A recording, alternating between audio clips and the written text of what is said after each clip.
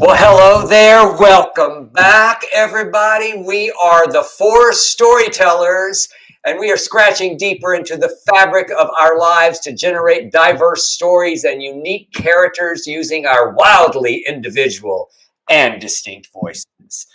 Welcome back, colleagues. We have Cindy Gilder, who I always want to add an N to your name, Gildner. It's Gilder. I'll fight you. What did you say? I will fight you. I know you're pronouncing it I as thought you put Y. something else with it out there for a second. I said, "Oh my goodness, this girl has started off with a mouth." Welcome back. She's our amateur, and then we have right below her, we have the lovely Nancy J, our journalist. I was trying to point to our little logo for Storytellers, but I realized as I see us on screen, I have no idea which way to west. I don't know. Just point down, Nancy. Just point down. Now No. the other way. Yeah, there. There you go. Now you're pointing at it. Okay. We have James Grady. What are you, the philosopher? The philosopher. He's still the philosopher. It just sounds like he's the smartest one in the room when I say the philosopher. Mm-hmm. Or when I talk.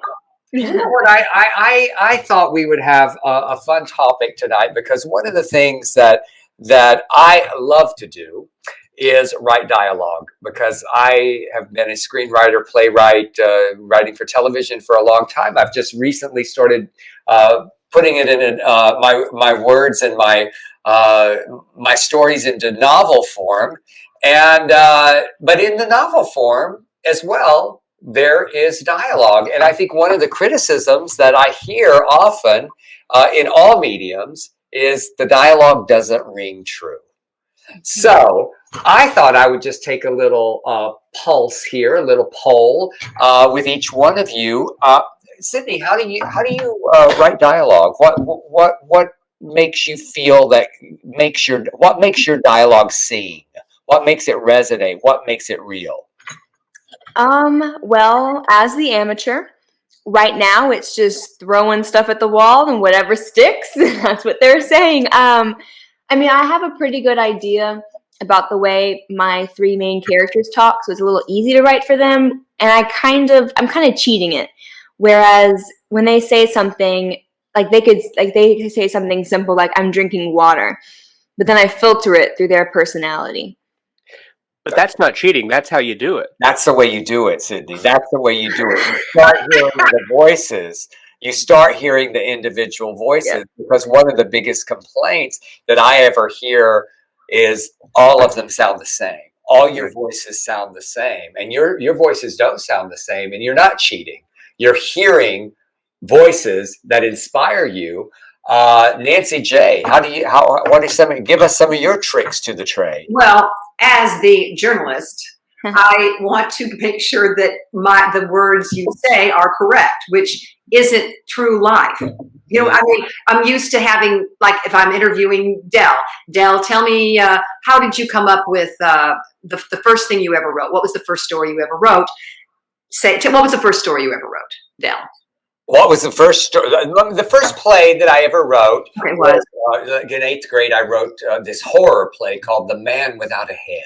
Okay, so let's say I put that in writing. It would sound better than if I said, Del Shores told us about the first play he wrote, which was The Man Without a Head. I mean, he had an and he had a mess. He goes, well, it was 8th grade. You know, so I mean, I need to learn how to listen better as just regular conversation versus a press conference. Well, and what you're saying is something that I always teach. I said, don't be polite.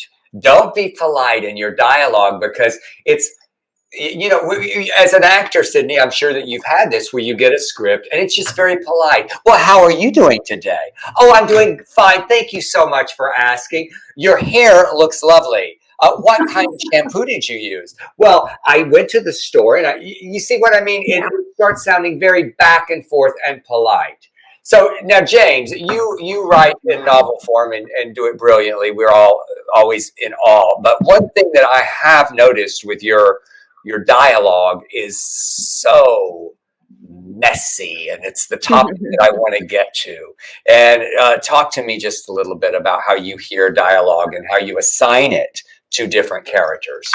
Well, I think both what Sydney and Nancy said would have been exactly the thoughts that I would have given. I think there are a couple of things that I try to pay attention to. I think when we are writing, we think very much like we were raised to think. Don't interrupt people. Don't talk over people. All of which is great advice for 19th century polite company, but it's not what we do. We talk over each other. We all get started at the same time, and whoever talks the loudest usually gets to say what they want to say. And as you've noticed in our episodes, Yeah. and If there was like a transcript of our episodes, it would just be constant like ellipses and hyphens. exactly. And so that's what I do. I mean, I've been criticized by literary sorts for, oh, you've got so many ellipses. That's just not the way things work. And I'm like, oh no, it is. It's just not the way you allow yourself to write. But it is the way we speak. Oh, I love the ellipses so much. It's the way we speak, and it messes it up. And so one of the assignments that I always give when I'm actually teaching new writers is I go, here's what you have to do. Go to a restaurant, sit by yourself in a diner, and start choosing voices and listening to them. Listen. Because what's really interesting about voices, I mean, this assignment could apply to you if you're listening to us tonight. You will see that there is a different pattern of how each one of us speaks. We all have a very different, and if you were saying Nancy J has a very precise and great diction when she speaks. She passed that elocution test. She was good. She went to broadcasting school. So you start writing Nancy J, then you write to accommodate that. Because why? Because you listened to Nancy J. So if I go to a diner and I hear, if I'm observing and I hear some loudmouth waitress goes, I need my order now. Are you listening to me? The diners, y'all, are the best places to start listening. And then listen to these people behind you. And listen and really pay attention to what James was saying, how we do interrupt each other, how it becomes very, very messy. So I thought how much fun it would be if we shared some of our own dialogue with some of our listeners tonight, and then maybe we could talk about messing things up a little bit. So Sydney, would you like to share a little bit of dialogue that you've written? Yeah. How do you want to do that? You want me to just read both characters? Yeah. No, read all the characters, and maybe you can just tell us who the characters are real quickly, and then Can we put it in the chat? Well, No. we don't. You have to. We're reading it out loud, right? No. Her dialogue. Our audience is not here seeing the chat, so just Read, right? yeah, just Okay. All right, here's a few little lines. What's the meeting for? I play dumb. I can practically hear his eyes roll through the phone. About the old guy from Tuscany who makes furniture? With the son who made a killing in New York by selling to hotel chains? Oh, please go start your Keurig. I need you coherent. Wind crackles through the phone while he speaks as if he's rushing somewhere. Where are you? On my way to you. It's now 30 until, and I already know your outfit is wrong. It's just a meeting with Ace. You know it's not just a meeting with Ace. Nice. I want to address something here, and I want to bring James into this and Nancy as well, because y'all are writing novels, y'all are writing in that format. And when I write, lately I'm writing this novel, but I don't have to say he said with disdain. He had so the one thing that I'm noticing as I'm writing novels is I'm going, I said that. I said he said too much. I said so. James, talk to us a little bit about how do we decide what to, switching it up and working through those how you're hearing it, and also at the same time going into the personality of the character basically and what they're feeling. Does that make sense? It does. there are a couple of different ways that you can approach it, and I think probably the rise of the audiobook definitely heightened people's sensitivity to hearing the word said a lot, because it was easy. It was an easy marker when you're reading it; you just kind of gloss through it, but hearing it over and over does make people notice a little more. I think, but it does point us to this idea, right? Like, we talk about verbs and active verbs being important. And so when you're doing dialogue, I think it's important to, we have 100 words for said. We're like the Eskimos of words. So, how did they say it? There's often a verb. He barked. He growled. He hissed. He sighed. Moaned. He groaned. He sighed.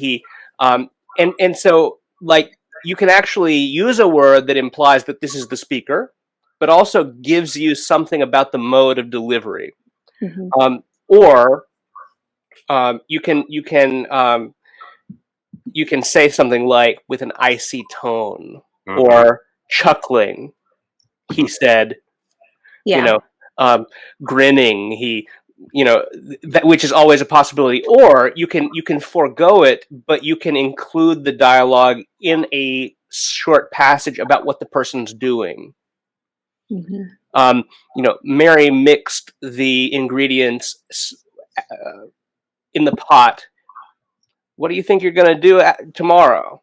Next line, Or you could say, her eyes glistened over. She could barely utter, "I'm going to love you forever." Yeah. And she walked away. Or something like that. So you get the picture of it within the dialogue. Exactly. Any of the emotion, or she said with a tinge of emotion in her voice. I also noticed with that, when it comes to messy dialogue, when I went back to rewriting my 2-person scenes, it was kind of easy to start the conversation with he said, she said words, and then use the action and like, he picked up a bowl. What's this? Like using those, and you can go back and forth, and the reader can keep up with you. However, whenever I was writing and then rewriting a 3-person dialogue scene, it was a lot harder to not keep up with. I had to keep mentioning who's talking, or you have to bring it up again, and so you use the saids more when you have more than one person. Right. Every now and then, though, and then I want you to read something to us. But every now and then, and maybe James, you can help me. In mine, I go, do I need the character when it's just back and forth with 2 characters? How often do you have to remind the reader which character when you're going back and forth? Yeah, I think part of the problem is, as long as it's a short passage, I think it's easy. I don't think you have to. But the longer it goes, like what I brought, encompasses about 20 different back and forths.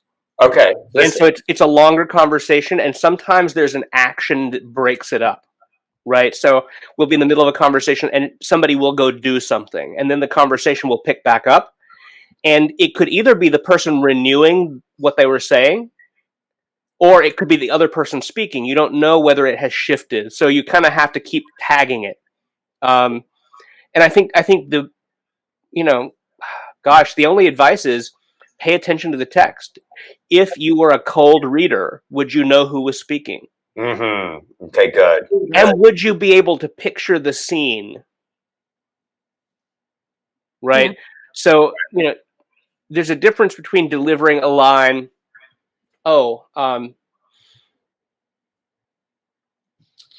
let's say she looked down her nose at the daughter that she never wanted and said, "I love you too." It's very different than "I love you too." Right. Yeah. And I tell you what happens with me. I mean, the full confession here is I'm so used to writing scripts that I get seduced by dialogue. I get really seduced by the dialogue because I know I do it well. I feel I do it well, so. I guess I kind of think like a director when I'm writing this. Like, these are the notes that I would give my actors as they were on stage. Interesting. So that they would do what I want. Well, can you share some dialogue with us? Something that and this is rough. I haven't edited this. It was sort of something that I wrote, and then moved on, and I haven't had a chance to double back on. So I'm going to kind of mentally edit some of it as I go. But yeah, this is a scene between one of my not main characters, but very important ancillary characters, Jim, who has kind of become a main character about halfway through, and a very prominent supporting cast, Maggie, who is a boarding house owner / madam. You know, she owns a little flop house in a college town. Mind if I sit for a spell? She asked with a tired smile.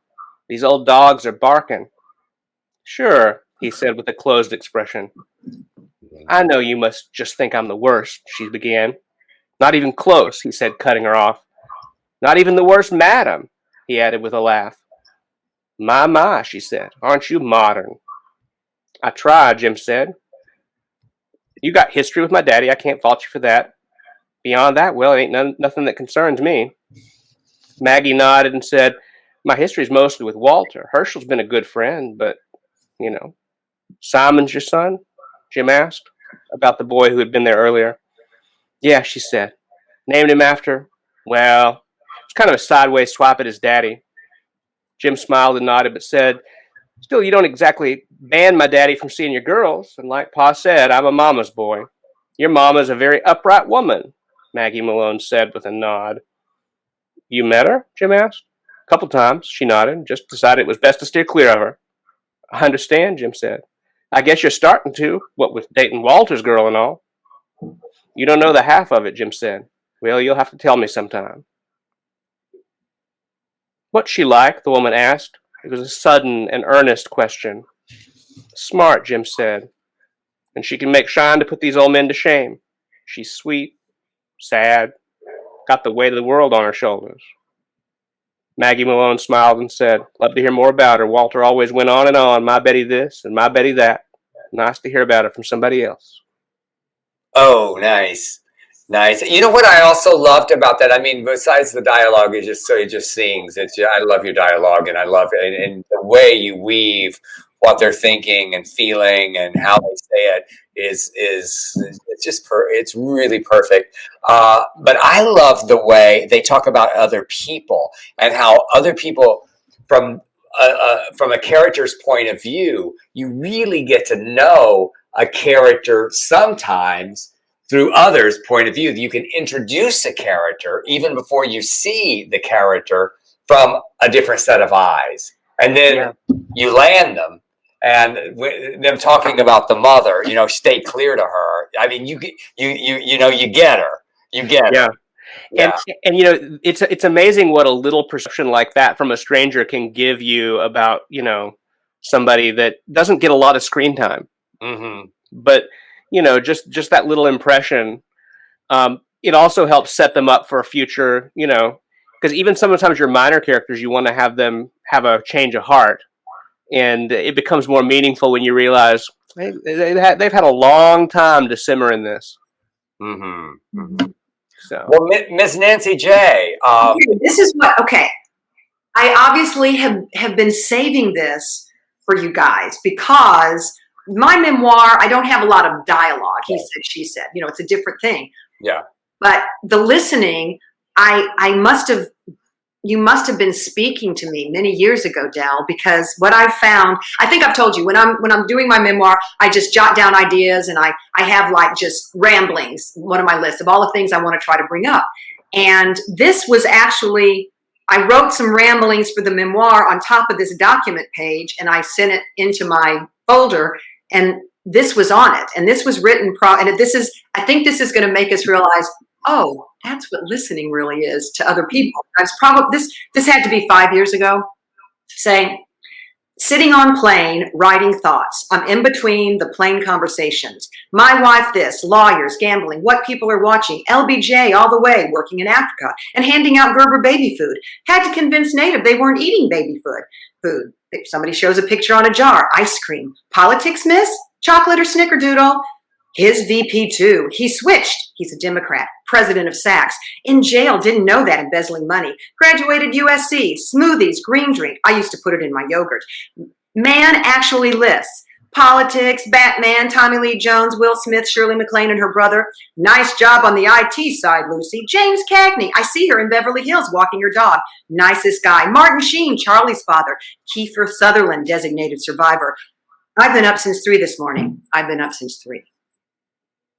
Wow. You know what I don't know why that reminded me of it. I love going like through a mall or just hearing snippets. Like it's so great when you just hear a snippet of something like, well, I tell you, if I see her again, I'll slap her head. And then you just move on to the next, I just love filling in those blanks. So this was on a plane, hence the snickerdoodle. I was in first. So it's just, I don't know. I mean, reading that makes me more conscious of what I need to do. Yeah, nice. So thank you. Nice. I chose something to read to y'all from because I'm in. I just got the galleys back from my new play, This Side Crazy, from Samuel French. So I've been one of the things I don't really love doing is proofing, and but I was reading something when I knew that I wanted to talk about messy dialogue.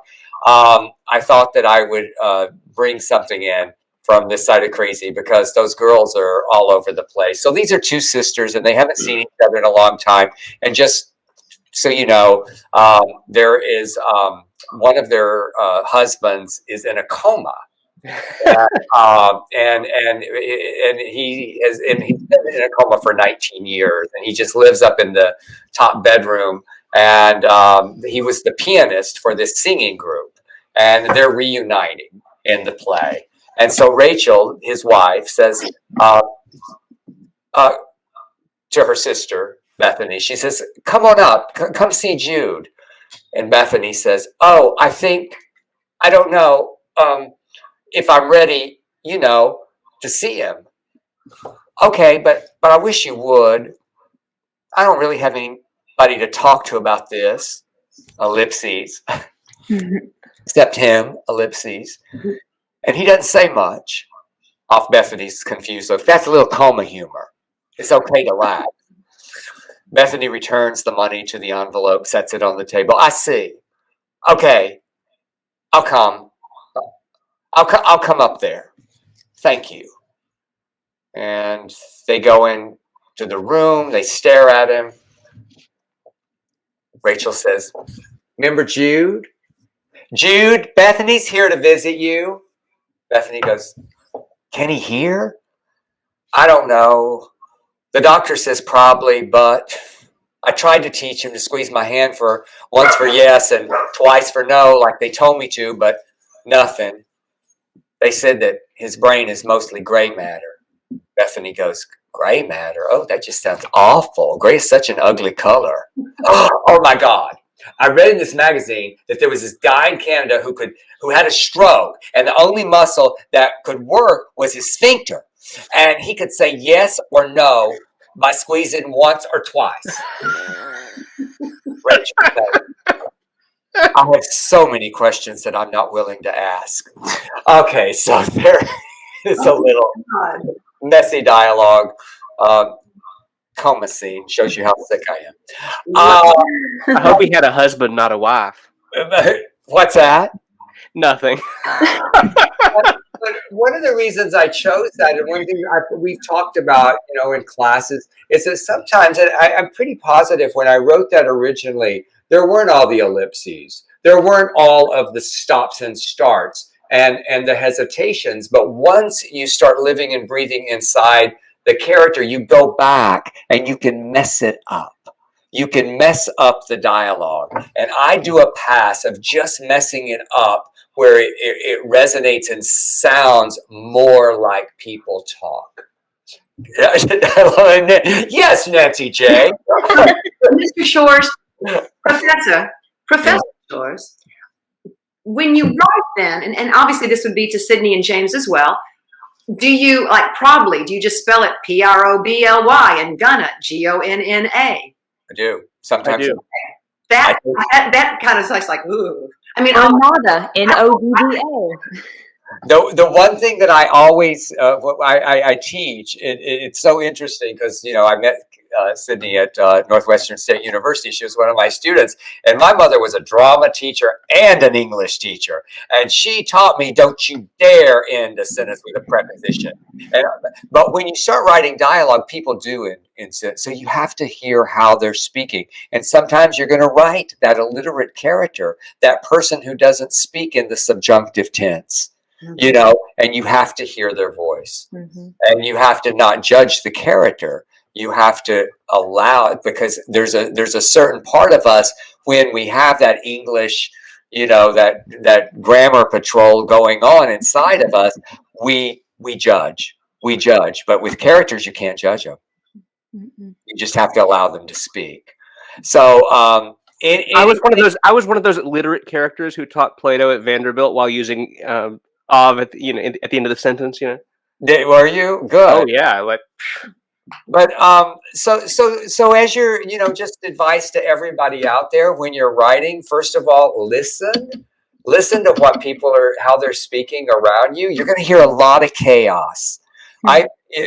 Nancy and Sydney have both worked with me as actors, and I love a messy scene. I love a scene that overlaps, and sometimes you have to instruct, in plays. You can't do it really in a novel, but where you actually say, don't respect the cue, just respect the line, and get that real messy stuff. And then my last thought is always be willing to go back and listen to every line that each character has in their voice. Make sure you're in their voice. The hardest thing is when you've got exposition. You got to get some exposition out there, but you have to do it in their voice and make it sound real. So anything else to add to that little lecture? I do. Thank you. Nancy, did you want to go first? No, I'm just, no, I had nothing to say. So I think a couple of things that might be useful. Read it out loud. Yeah. It needs to be read out loud. And if the characters, I think the first thing to check, read a short snippet of your dialogue. Do all the characters sound like you? If they do, you need to pick some of them to not be you. And they need to have their own voice. And it's probably a sign that you haven't developed that character enough in your own head to understand what they would do differently. So speaking of making sure your character is not only and always just you, something I want to talk about in the future for another episode is writing yourself as the protagonist without officially saying the protagonist is you. Or I do it with you. That's even, there's that too. When you write protagonist. It can be you, but if every single protagonist you ever write ever is you, imagine if every character in Sorted Lives was just Del. I'd read it. I would. I think Del's a special case. Well, that would be scary. It's like, it's like that old AA saying, "Don't go into my mind. It's like a bad neighborhood. You don't want to go in there alone." I didn't know that AA saying. You must know more than I do. Well, I've heard. I'm not in the program. Clearly. Del? Didn't you have something to say, Nancy? Was it there? No, just thank you. Oh, well, thank you. And mess it up, y'all. I just say, if you listen and mess it up. And that's our little mini discussion on dialogue. I'm Del Shores, and we are the Four Storytellers. Join us next time.